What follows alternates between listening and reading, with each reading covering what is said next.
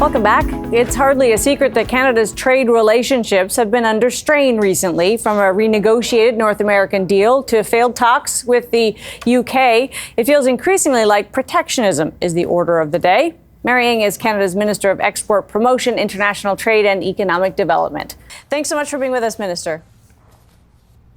I'm thrilled to be here with you, Amanda.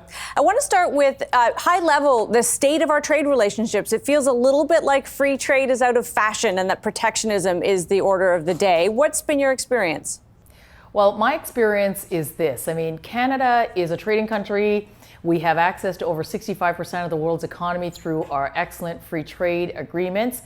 And to me, trade is really about how do you help your Canadian businesses grow into those markets, and how do you make sure that the businesses that are growing are not just the big businesses, but that small businesses are growing and that more jobs are getting created so that there are opportunities for workers. So if I look at our trade numbers and the performance in every single sort of geographic sector around the world, whether it be North America or the European, with the European Union, or in the Indo-Pacific, our numbers are posting strongly. And I would say, to your question, around the sentiment about trade, I think that's actually a unique feature that Canada has. We often talk about inclusive trade, and therefore, what does that mean? It means that there are labor standards, right? Environmental standards, and opportunities for everybody as we do trade. And I think that people have to see themselves in that in order to believe that trade actually works for them. And we did, of course, see some of that included in the renegotiated North American Free Trade Agreement, the CUSMA. That is up for review in 2026. And there's a strong sense that regardless of who's president of the United States, we will get a review. Do we need to worry about that? Or do you think that that relationship is solid enough that it will just be tinkering at the edges? I think we need to keep working on this relationship. I mean, the Canada, United States, Mexico trading bloc is the biggest in the world. I just was in Arizona with the USTR and the Mexican Commerce Secretary, and it was our fourth Free Trade Commission. It is a relationship we just must work on. It's nearly $2 trillion of trade in North America, 1.3 between Canada and the United States.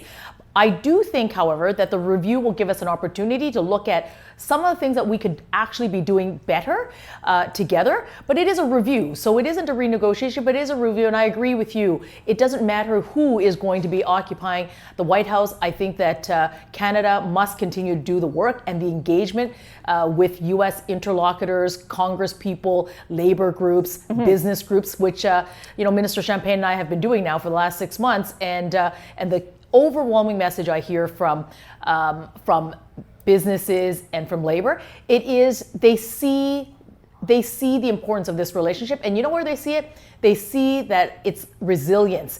It is the ability for us to collaborate in a way so that we can be more competitive, and even more so in North America, to other partners around the globe.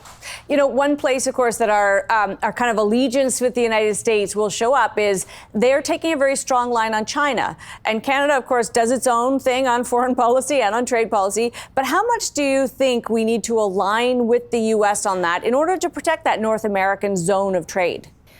Well, Canada's a rules-based country. And we've been very clear about the auto sector and the battery supply chain. We're very integrated with Canada and the United States. We've been for about 100 years. I mean, certainly 50 years since the Auto Pact has come into place between Canada and the United States, and even more so. We're building the future automobile together in EVs. And so this issue is something that we're looking at really, really carefully. I think ultimately what's really important is that standing up for the rules-based trading system where there is open trade, but also fair trade, and that it isn't, and that there aren't sort of unfair, unfair practices that are in play is something that Canada will always stand up for. One thing that I think we've been good at, certainly your government has done a lot of, is this kind of bilateral view of trade, right? We make deals. You were recently celebrating, I think, 15 years of our deal with Peru. I guess my question to you is, what more can we do to actually be the conduit for businesses? Because to your point, the bilateral is the first step, but actually getting businesses there is a little more complicated. Are we doing enough to help?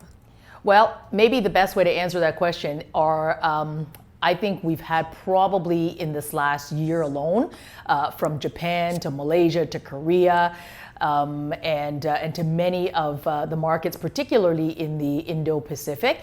I've probably had about easily 800 people made up of somewhere in the order of about 500 businesses, actual businesses that accompany me into international markets to look for investments, to look for partners, to look at opportunities for expansion and growth. We've got a really excellent team of trade commissioners around the globe, and certainly in certain key parts of the world where we are looking to expand and to grow and to deepen that footprint. We've done that.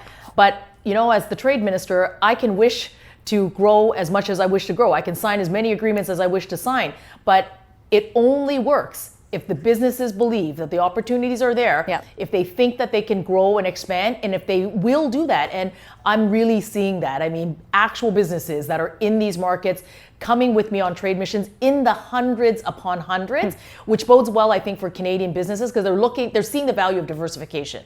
For sure. And we've talked about that for a long time, right? Diversifying away from that huge and important neighbor to the south. China for a long time was seen as the kind of the next fast growing place. That Asian market, and I know the Trans-Pacific Partnership is going to be a big part of that, is sort of seen as a hope for the future. What do you see as sort of the run rate on getting us to the kind of trade we could see one day with the whole Asian market?